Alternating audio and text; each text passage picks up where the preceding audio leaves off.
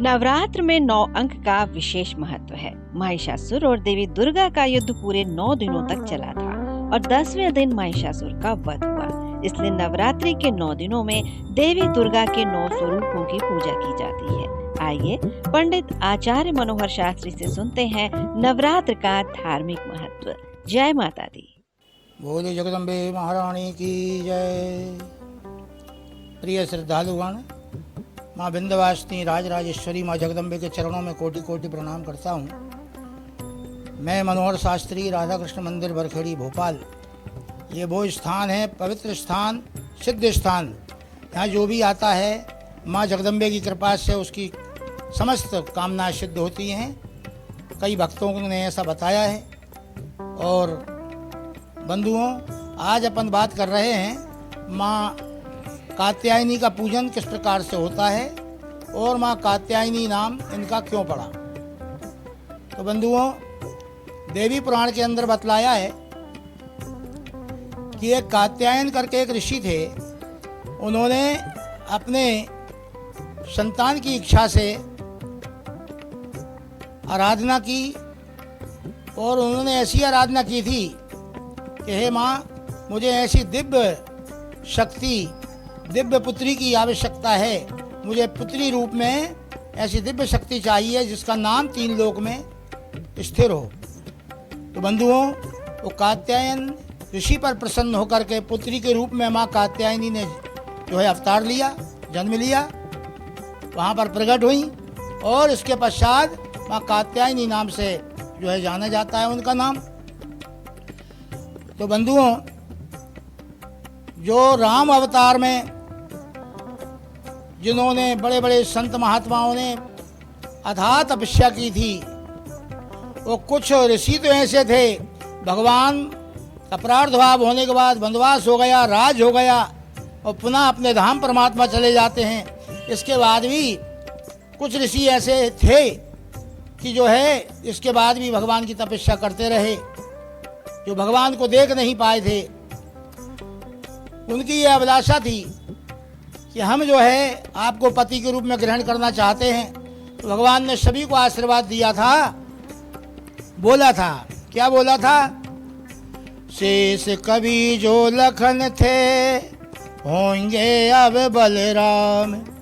मैं ब्रज में आ रहा हूँ, बन कर के घनश्याम। मैं घनश्याम का रूप लेकर के ब्रज में आऊँगा और वहाँ पर आकर के तुम सभी की कामनाएं पूर्ण करूँगा। तो वो जो संत महात्मा थे वो गोपियों के रूप में उन्होंने जन्म लिया ब्रज के अंदर। ब्रज 84 कोस में 4 धाम निज धाम, वृंदावन और मधुपुरी बरसाना नंदगांव। वहाँ पर उन गोपियों का प्रादुर्भाव हुआ और वहाँ पर उन्होंने भगवान को पाने के लिए माँ कात्यायनी की आराधना की। कार्तिक में स्नान किया, विधिवत तरीके से पूजन किया, उनके लिए पीले पुष्पों की माला अर्पण की और सुंदर बादाम, किशमिश, दाग चिरौंजी इत्यादि मिला करके उसमें शहद को विशेष बताया है। शहद मिला करके हलवे का उन्होंने भोग लगाया और भगवान को पाने के लिए, वर के रूप में प्राप्त करने के लिए उन्होंने इनका पूजन किया। रोली, चावल, शकत इत्यादि से, गंधा अक्षत पुष्पाणी से माँ जगदम्बे का पूजन करना चाहिए और लौंग, इलायची, सुपारी और एक कमल के गुलाब के पुष्प की पंखड़ी पान में रख करके, शहद उसमें रख करके माँ को भोग लगाने से माँ प्रसन्न होती हैं और शुद्ध वरदान प्रदान करती हैं। तो जभी से बंधुओं ये कात्यायनी माँ का पूजन प्रारंभ हुआ। सभी गोपियों के लिए कात्यायनी माँ ने आशीर्वाद दिया कि जाओ, आपको नारायण प्राप्त वर के रूप में होंगे। भगवान श्री कृष्ण ने 16,108 गोपियों को जो है अपने पति रूप में उन्होंने प्राप्त किया और गोपियों की मनोकामनाओं को पूर्ण किया माँ कात्यायनी ने। इसी प्रकार से बंधुओं, ये जो पूजन है विशेष करके कोई भी कर सकता है, इससे सभी कार्य सुगम हो जाते हैं। माँ की कृपा बरसती है। माँ की जो अथाह परेशान हैं कि विवाह नहीं हो रहा है, संबंध वाले नहीं आ रहे हैं और कन्या सयानी हो गई है, यदि वो कन्या आज ये छठा दिन जो है माँ का है, कात्यायनी का, इनका पूजन करने से निश्चित ही माँ जगदम्बे की कृपा बरसती है और मन के अनुकूल पति की प्राप्ति होती है। जो कन्या उसको सच्ची श्रद्धा से इनका पूजन करती है, ओम ह्रीम कात्यायनी नमः, इस मंत्र का जाप करें और अच्छे भाव से जो है व्रत करें। अवश्य जो है माँ जगदम्बे की कृपा से सुंदर घर एवं पति की प्राप्ति हो जाती है। इसमें किसी प्रकार का संदेह नहीं है। इसी के साथ ही पंडित जो है बंधुओं, बतलाया गया है, रामायण के अंदर भी ये पूजन बताया है। दोहा नंबर बालकांड में दोहा नंबर 232 से 236 तक जो भी कन्या इसका पाठ करती है, उसमें सबसे प्रथम चौपाई आई है, जय जय गिरिवर राज किशोरी, जय महेश मुख चंद्र चकोरी, जय जय गिरिवर राज किशोरी, जय महेश मुख चंद्र चकोरी। भगवान शिव के हृदय में निवास करने वाली वो माँ जगदम्बे की आराधना दोहा नंबर 232 से 236 तक इसका जो कन्या पाठ करती है, शीघ्र अति शीघ्र मन के अनुकूल चलने वाले पति की प्राप्ति होती है। इसमें किसी भी प्रकार का संदेह नहीं है। और वो जो है पाठ के माध्यम से जो प्राप्ति होती है वो अजर और अमरता का वरदान माँ जगदम्बे उसको प्रदान करती है। और इसका उदाहरण यह है, 10,000 राजा माँ भगवती जानकी सीता जी के लिए लेने के लिए आए, विवाह करने के लिए आए। उनकी इच्छा थी कि मुझे नारायण परमात्मा श्री राम प्राप्त होना चाहिए। तो उन्होंने जो है देवी जी का पूजन किया। देवी जी के पूजन के माध्यम से माँ जगदम्बे प्रसन्न होती हैं और उन्होंने वरदान दिया तत्काल। कौन सा वरदान दिया? और सुन सिय सत्य आशीष हमारी, पूजिए मनोकामना तुम्हारी, तुम्हारी मनोकामना शीघ्र पूर्ण होगी। तो इसी प्रकार से ये कात्यायनी माँ के पूजन से शीघ्र अति शीघ्र जो है मनुष्य के लिए, कन्या के लिए उसकी कामनाएं सिद्ध होती हैं और मन के अनुकूल पति की प्राप्ति हो जाती है। इस प्रकार से बंधुओं, ये यहीं पर ये वाणी को मैं विराम देता हूँ। इसके बाद आगे आपसे बात होगी। बोले जगदम्बे महारानी की जय। इसी के साथ में बंधुओं एक और आप जानकारी लीजिएगा। वो जानकारी ये है, अपन जो है माँ के यहाँ जो पूजन करते हैं, नवग्रह षोडश मात्रा का कलश है, गणेश गौरी पूजन और कलश की पूजन, दीपक का पूजन, अखंड ज्योति का पूजन, माता जी का पूजन अपन करते हैं। तो ये कात्यायनी जो माँ है, ये जो है इनका जो दूसरा नाम है वो षष्ठी देवी है। छठे दिन का ये पूजन है, तो इनका जो दूसरा नाम है वो षष्ठी देवी है। तो षोडश मातृका के अंदर जो षोडश मातृका ब्राह्मण हम लोग बनाते हैं, उनमें 16 माताओं का स्थान रहता है। तो उसी में ये षष्ठी देवी का स्थान आता है। बोलते हैं गौरी पद्मा सची मेधा सावित्री देवसेना सदा स्वाहा, मतलब देवसेना इनका दूसरा नाम देवसेना भी है। जब देवता लोग बहुत परेशान हो गए थे राक्षसों से, तो माँ भगवती जगदम्बे ने देवताओं की सेना को एकत्रित करके राक्षसों का संहार किया था, इसलिए इनका नाम देवसेना हुआ। और ये कात्यायनी से हट करके जो नाम है इनका षष्ठी देवी भी, तो यह षष्ठी देवी का स्थान भी ये षोडश मातृका में होता है। और इनका पूजन करने से, इनका पूजन इसलिए जरूरी है कि ये षष्ठी देवी जो नाम है, जितने भी देवी देवता हैं, जब घर में कोई सूतक हो जाता है किसी भी प्रकार का, तो जो है बहुत समय पहले उस घर को छोड़ करके वहाँ से प्रस्थान कर जाते हैं सभी देवी देवता, और जब तक सूतक नहीं हटता जब तक नहीं आते हैं। लेकिन बंधुओं,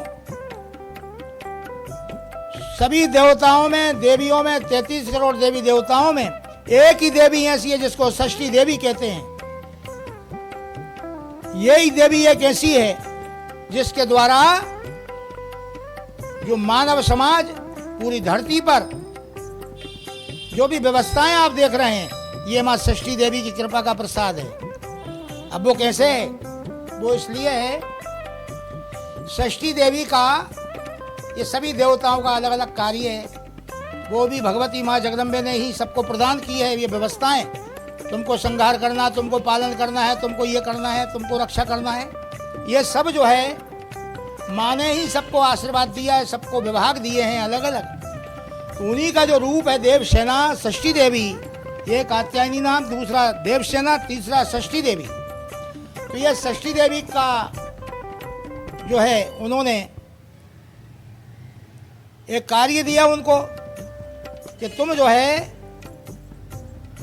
जब माँ गर्भवती होती है 3 माह के बाद आपकी ड्यूटी लगाई जाती है कि आप जो है उस बालक की, बालिका की और उसकी माँ की, सबकी रक्षा आपको करना है। तो बंधुओं, वो जो है वो माँ जो है रक्षा करती है बालक की और उसकी माँ की, षष्ठी देवी। और वो कब तक रहती है? जब बालक का जन्म हो जाता है, इसके बाद भी वो वहां पर उपस्थित रहती है। इसके पश्चात जब उनकी विदाई होती है, कब होती है आप लोगों को जानते हैं इस चीज को, लेकिन क्या है कि हमारे पास कोई चीज होती है, हम समझ नहीं पाते हैं कि ये क्या है। आप सबको पता है, अभी आप समझ जाएंगे कि ये सही बात है या नहीं।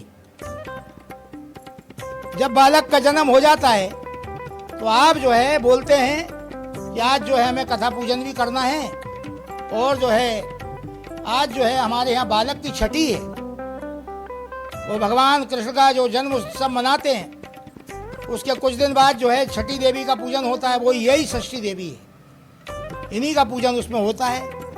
तो इस रूप में इनका पुए के द्वारा इनका भोग लगाया जाता है तरह तरह का। और इधर कात्यायनी के रूप में बादाम के हलवे का भोग इन्होंने स्वीकार किया है। इसमें शहद अति आवश्यक है। तो ये षष्ठी देवी की कृपा से ही हम और आप ये धरती पर दिख रहे हैं। क्यों कि जो है गर्भ काल में ही बहुत सी ऐसी व्यवस्थाएं रहती हैं जिसका वर्णन नहीं किया जा सकता, लेकिन माँ षष्ठी देवी की कृपा से हम धरती पर आए, और जो है छठे दिन उनकी जो है पूजन होकर के इसके बाद शुभ आशीर्वाद देकर वो विदाई होती है। और सब लोग वहाँ पर नियम करते हैं कि हे माँ, जहाँ जो भी पूजन होगा उसमें आपका पूजन हम जरूर किया करेंगे। और देवताओं का, देवियों का, सभी का ये भी आशीर्वाद है कि षष्ठी देवी का पूजन हर पूजन में होगा। तो कहीं भी सत्यनारायण कथा हो, कोई सा भी आप पूजन करें, उसमें नवग्रह से हटकर के षोडश मातृका रहती है। वो षोडश मातृका में आपके कुल के देवी देवता और षष्ठी देवी, यही देवसेना, इनका पूजन होता है, जिससे कि सभी माताओं की, सभी देवियों की कृपा बरसती रहती है।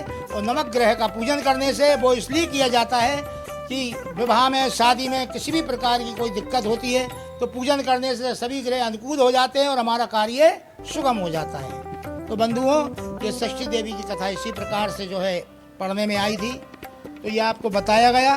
तो बंधुओं, इस प्रकार से कात्यायनी का या षष्ठी देवी का या देवसेना का ये बात एक ही है। अच्छे भाव से पूजन करने से कन्या को सुंदर पति की प्राप्ति होती है, इसमें किसी प्रकार का संदेह नहीं है। और अनंत कथाएं हैं, समय के अभाव के कारण बंधुओं इसमें बस ज़्यादा समझें आप। 9 आहुति आपको देना है इसमें, और दीपक का ध्यान रखिएगा, वहाँ पर शुद्धि होना चाहिए।